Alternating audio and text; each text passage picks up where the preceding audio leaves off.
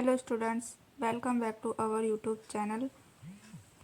आज के इस वीडियो में हम class 12th business studies revision series का पार्ट 5 स्टार्ट करने वाले हैं। आज हम एक ऐसा टॉपिक पढ़ने वाले हैं जो हर एक ऑर्गेनाइजेशन के लिए बहुत ज़्यादा इम्पॉर्टेंट होता है।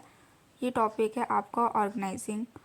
ऑर्गेनाइजिंग में हम इस टॉपिक को कवर करने वाले हैं meaning of organising, features of organising, process of organising, importance of organising, formal and informal organisation और फॉर्मल और इनफॉर्मल ऑर्गेनाइजेशन के बीच में क्या डिफरेंस होता है। इन सभी टॉपिक्स को आज की इस वीडियो में हम कवर करने वाले हैं। जो लोग अपने काम को प्रॉपरली ऑर्गेनाइज और मैनेज करते हैं वो इम्पॉसिबल काम को भी पॉसिबल कर लेते हैं। तो आज हम इसी ऑर्गेनाइजिंग का क्या मतलब होता है उसको समझने वाले हैं। चलिए स्टार्ट करते हैं। Meaning of organising. Meaning of organising का क्या मतलब होता है, सबसे पहले इसको समझते हैं। Organising means arranging work, people and resources in a systematic way so that an organisation can achieve its goals efficiently. Definition देखते हैं। Organising is the process of identifying and grouping activities, assigning duties and establishing authority relationship among individuals within the organisation. Organising का simple meaning होता है काम, लोग और resources को proper way में अरेंज करना ताकि जो आपके ऑर्गेनाइजेशनल के गोल्स हैं वो एफिशिएंटली अचीव हो सकें। जैसे एक कंपनी में बहुत सारी एक्टिविटीज़ होती हैं, जैसे प्रोडक्शन से रिलेटेड, मार्केटिंग, फाइनेंस एट्सेट्रा। अगर ये सब मिक्स हो जाएं तो कन्फ्यूज़न हो जाएगा। सो कंपनी में ऑर्गेनाइजिंग करती है, मतलब एक्टिविटीज़ को डिवाइड करती है, ड्यूटीज़ को असाइन करती है और अथॉरिटी देती है। तो इससे जो वर्क होता है वो बहुत ही स्मूथली और ऑर्गेनाइजेशन के गोल्स बहुत ही एफिशिएंटली अचीव हो सकते हैं। सो फाइनली ऑर्गेनाइजिंग का मतलब हो गया सिस्टमैटिक वे में वर्क और पीपल को ऑर्गेनाइज करना, अरेंज करना ताकि जो ऑर्गेनाइजेशनल के गोल्स हैं वो एफिशिएंटली अचीव हो सके। आई होप अब ऑर्गेनाइजिंग का क्या मतलब होता है आप लोगों को समझ में आ गया होगा। चलिए अब हम ऑर्गेनाइजिंग के क्या क्या फीचर्स होते हैं उसको डिस्कस करते हैं। फीचर्स ऑफ ऑर्गेनाइजिंग, ये क्वेश्चन बहुत ज़्यादा इम्पॉर्टेंट है तो आप इसको अच्छे से कर लेना। तो फर्स्ट फीचर है आपका डिवीज़न ऑफ वर्क।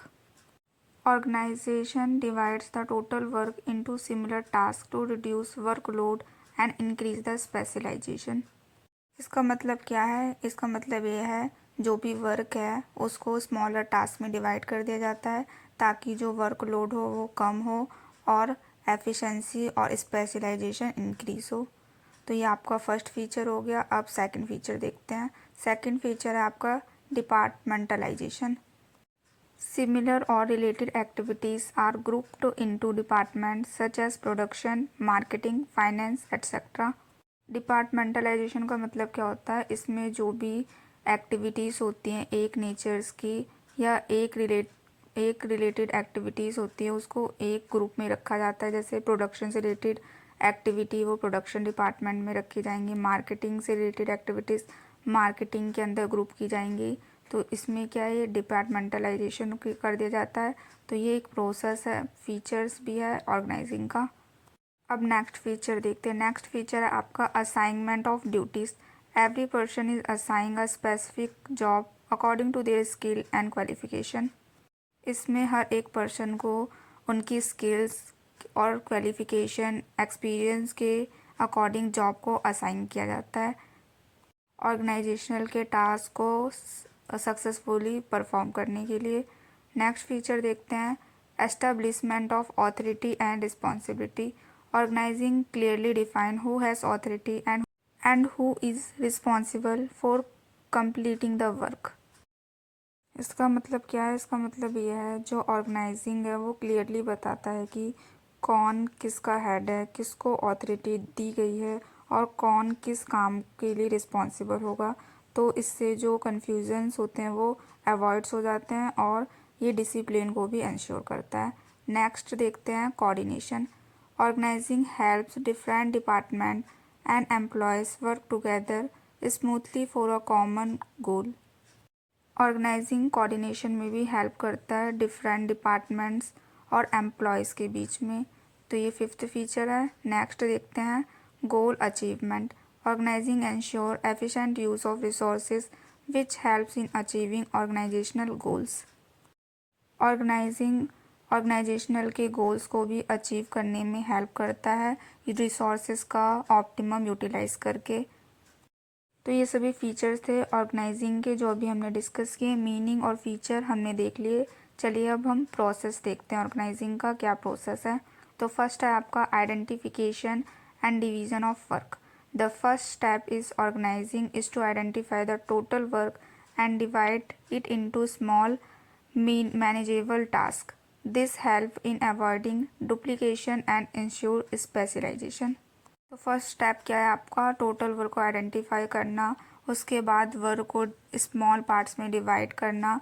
ये क्या करता है डुप्लीकेशन को अवॉइड करता है और स्पेशलाइजेशन को इंश्योर करता है और ऑर्गेनाइजेशनल के गोल्स को सक्सेसफुली अचीव करने में हेल्प करता है। सेकंड स्टेप है आपका डिपार्टमेंटलाइजेशन। डिपार्टमेंटलाइजेशन का मतलब क्या होता है, जो भी एक ग्रुप्स या एक नेचर की एक्टिविटीज़ होती हैं उन्हें एक ग्रुप में डिपार्टमेंट में ग्रुप कर दिया जाता है। जैसे प्रोडक्शन से रिलेटेड एक्टिविटीज़ को प्रोडक्शन डिपार्टमेंट में, मार्केटिंग से रिलेटेड एक्टिविटीज़ को मार्केटिंग डिपार्टमेंट में, फाइनेंस से रिलेटेड फाइनेंस डिपार्टमेंट में। तो ये क्या करता है कोऑर्डिनेशन को भी इंश्योर करता है। तो ये आपका सेकंड प्रोसेस हो गया ऑर्गेनाइजिंग का। अब हम देखते हैं थर्ड प्रोसेस क्या है। Third process of organising assignment of duties. After departments are created specific jobs are assigned to individuals according to their skills, experience and qualifications. इस स्टेप में क्या किया जाता है डिपार्टमेंटलाइजेशन के बाद ड्यूटीज़ को असाइन किया जाता है उनकी स्किल्स, एक्सपीरियंस और क्वालिफिकेशन के अकॉर्डिंग। फोर्थ स्टेप है आपका establishing reporting relationship. Authority and responsibility are clearly defined. It show who will report to whom and who has the power to take decision. This create a clear organisational hierarchy. अब इस step में क्या करते हैं, अब यहाँ पर decide होता है कि कौन पर्सन किस काम को करेगा, कौन किसको रिपोर्ट करेगा, डिसीज़न की पावर किसके पास होगी। तो ये सब स्टेप्स को इसमें फॉलो किए जाते हैं। तो ये सभी स्टेप्स थे प्रोसेस ऑफ ऑर्गेनाइजिंग के। आई होप आपको ये टॉपिक भी समझ में आ गया होगा। चलिए अब हम देखते हैं फॉर्मल ऑर्गेनाइजेशन का क्या मतलब होता है, इसको अच्छे से समझते हैं। A formal organisation is official and structured system of roles, responsibility, authority and communication created by the management to achieve the organizational goals. Simple meaning, formal organization means the official work structure where everyone's job, authority and reporting relationship are clearly defined. देखो हर company में काम randomly नहीं होते, एक proper system होता है जिसमें सबकी रोल्स, ड्यूटीज़, रिलेशनशिप ये सब को क्लियरली डिफाइन किया जाता है। इसी ऑफिशियल और प्लान सिस्टम को हम फॉर्मल ऑर्गेनाइजेशन कहते हैं। फॉर्मल ऑर्गेनाइजेशन में सबको पता होता है उन्हें क्या करना है, किसके अंडर में काम करना है, किसको रिपोर्ट करना है, किस चीज़ की रिस्पॉन्सिबिलिटी उनकी है। इससे डिसिप्लिन रहता है और कन्फ्यूज़न नहीं होता और कम्युनिकेशन भी क्लियर रहता है। So finally, formal organization is the official and structured work arrangement created by the management. अब हम देखते हैं मीनिंग ऑफ इनफॉर्मल ऑर्गेनाइजेशन कि इनफॉर्मल ऑर्गेनाइजेशन का क्या मतलब होता है, उसको अच्छे से समझते हैं। An informal organization is the network of personal and social relationship that develop naturally among employees inside the workplace, which is not officially created by the management. In other words, informal organization is the unofficial group of people who interact and connect with each other based on friendship, common interest और personal liking। मतलब informal organisation का ये मतलब होता है जब employees अपने बीच friendship, trust और पर्सनल बॉन्ड बनाते हैं जो मैनेजमेंट ने ऑफिशियली नहीं बनाई होती है, उसको हम इनफॉर्मल ऑर्गेनाइजेशन कहते हैं। चलिए अब हम डिफरेंस देखते हैं फॉर्मल ऑर्गेनाइजेशन और इनफॉर्मल ऑर्गेनाइजेशन में क्या डिफरेंस होता है, तब आपको अच्छे से क्लियर हो जाएगा दोनों के बीच में क्या क्या डिफरेंस है। First difference between the formal organisation and informal organisation on the basis of meaning. Formal organization, official and planned structure created by the management. Informal organization, unofficial social group formed naturally among employees. अभी मैंने आपको बताया जो formal organisation होता है वो officially management के द्वारा क्रिएट किया जाता है और इनफॉर्मल ऑर्गेनाइजेशन अनऑफिशियली क्रिएट होता है. तो ये मेन डिफरेंस है इनफॉर्मल और फॉर्मल ऑर्गेनाइजेशन के बीच. अब हम देखते हैं on the basis of formation. Formal created deliberately by the management, informal develop automatically due to the personal interaction. तो इस सेकंड डिफरेंस है फॉर्मल और इनफॉर्मल ऑर्गेनाइजेशन के बीच. नेक्स्ट देखते हैं on the basis of purpose. Formal to achieve the organisational goal, informal to satisfy the social and emotional needs. Formal organisation का main purpose क्या है? ऑर्गेनाइजेशनल के जो भी गोल्स हैं उनको अचीव करना सक्सेसफुली. इनफॉर्मल ऑर्गेनाइजेशन का मेन पर्पस है सोशल नीड्स को सेटिस्फाई करना. नेक्स्ट डिफरेंस देखते हैं on the basis of structure. Formal fixed structure with defined roles, informal no fixed structure, roles and flexible. अब देखते हैं on the basis of communication. Formal official and documented communication, informal में unofficial and casual communication take place. तो ये difference हो गया. अब देखते हैं ऑथोरिटी के बेसिस पे क्या क्या डिफरेंस होता है फॉर्मल और इनफॉर्मल ऑर्गेनाइजेशन के बीच. Formal based on chain of demand, informal based on personal influence and friendship. On the basis of rules पे देखते हैं. Formal strict rules and procedure होते हैं फॉर्मल ऑर्गेनाइजेशन में, इनफॉर्मल में नो फिक्स्ड रूल्स और प्रोसीजर. इनफॉर्मल में कोई भी फिक्स्ड रूल्स या प्रोसीजर नहीं होते हैं. नेक्स्ट देखते हैं on the basis of control. Formal organisation control by the management, management के द्वारा कंट्रोल किए जाते हैं. Formal informal control by the group norms. Next देखते हैं stability. Formal are more stable and permanent, informal less stable, depend on relationships. Next difference देखते हैं on the basis of importance. Formal ensure discipline and efficiency. Formal discipline और efficiency को ensure करते हैं, organization की goals को achieve करने में help करते हैं. Informal improve cooperation और moral और cooperations को improve करते हैं informal organization.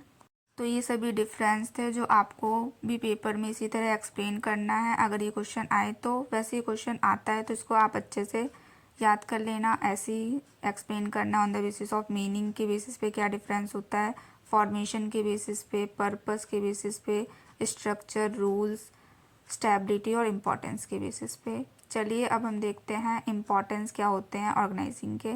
तो फर्स्ट है आपका achieve goals efficiently. Organizing ensure that resources, tasks, people arrange systematically which helps in achieving objective quickly and efficiently. Organization क्या करता है? ये ensure करता है जो भी वर्क हो वो significantly divide हो, systematically arrange हो, ताकि जो organization के goals हैं वो efficiently achieve हो सके.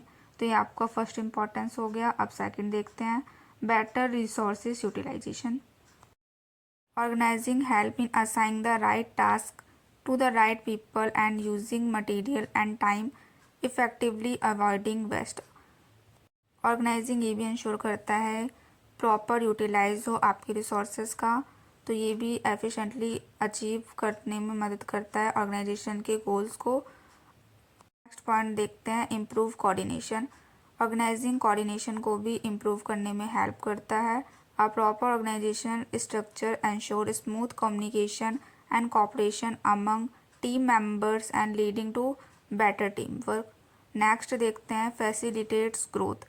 Organized operation allow a business or individual to scale activities, take on more work and grow steadily. Fifth है आपका increase efficiency and productivity. Organising क्या करता है? एफिशिएंसी और प्रोडक्टिविटी को भी इंक्रीज़ करता है ताकि जो एम्प्लॉयज़ हैं वो ऑर्गेनाइजेशनल के जो भी गोल्स हैं उन्हें सक्सेसफुली और एफिशिएंटली अचीव कर सकें. नेक्स्ट है आपका helps in decision making. When everything is organised, manager and individual can make inform decision quickly because they have all the necessary information. तो ये डिसीजन मेकिंग में भी हेल्प करता है। तो ये था इम्पॉर्टेंस ऑफ ऑर्गेनाइजिंग की, ऑर्गेनाइजिंग के क्या क्या इम्पॉर्टेंस होते हैं। इस वीडियो में हमने मीनिंग क्या है, प्रोसेस क्या है, क्या क्या फीचर्स होते हैं ऑर्गेनाइजिंग के, क्या क्या इम्पॉर्टेंस होते हैं, ये सब डिस्कस किए। ये सभी टॉपिक बोर्ड ऑफ एग्ज़ाम के लिए बहुत ज़्यादा इम्पॉर्टेंट है, सीबीएसई प्लस एचबीएसई स्टूडेंट दोनों के लिए। अब तक बिजनेस स्टडीज़ की 5 रिवीजन सीरीज़ कंप्लीट हो चुकी है। जिसने भी रिवीजन सीरीज़ नहीं देखी है वो देख लो। ये रिवीजन सीरीज़ बिजनेस स्टडीज़ में क्विक रिवीजन के लिए बहुत ज़्यादा यूज़फुल है। बाकी चैनल को लाइक, शेयर और सब्सक्राइब करना ना भूलें। मिलते हैं नेक्स्ट वीडियो में। नेक्स्ट वीडियो में किस टॉपिक पे बनाऊँ ये भी बताएं। Thanks for watching.